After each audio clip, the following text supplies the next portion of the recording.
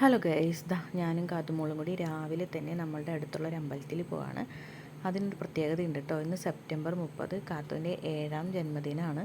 അപ്പോൾ ഞാനും കാത്തും കൂടി അമ്പലത്തിൽ പോയി വഴിപാടൊക്കെ കഴിപ്പിക്കാമെന്ന് വിചാരിച്ചു. നമ്മുടെ അടുത്തുള്ള ഒരു അയ്യപ്പ ക്ഷേത്രത്തിലാണ് നമ്മൾ പോകുന്നത്.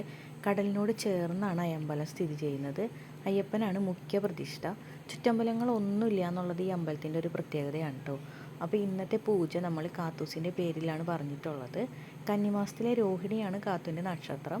അത് അടുത്ത മാസമാണ് വരുന്നത്. അപ്പോൾ നമ്മൾ ഇന്ന് തന്നെ ഡേറ്റിന് തന്നെ പൂജ കൊടുത്തിട്ടുണ്ട്. എള്ളുതിരിയാണ് അവിടുത്തെ പ്രധാന വഴിപാട്. അപ്പോൾ ഇതാ നമ്മൾ ചുറ്റമ്പലത്തിനൊക്കെ പ്രദക്ഷിണം ചെയ്ത് 5 പ്രാവശ്യം പ്രദക്ഷിണം ചെയ്തിട്ട് എള്ളുതിരി തട്ടിൽ കൊണ്ടുവന്ന് വെച്ചിട്ടുണ്ട്. അപ്പോൾ നമ്മുടെ കാത്തുമോളുടെ ബർത്ത്ഡേയുടെ ഔട്ട്ഫിറ്റ് ഇതാണ്. ഇഷ്ടപ്പെട്ടാൽ കമൻറ്റ് ചെയ്യാൻ മറക്കരുത് കേട്ടോ.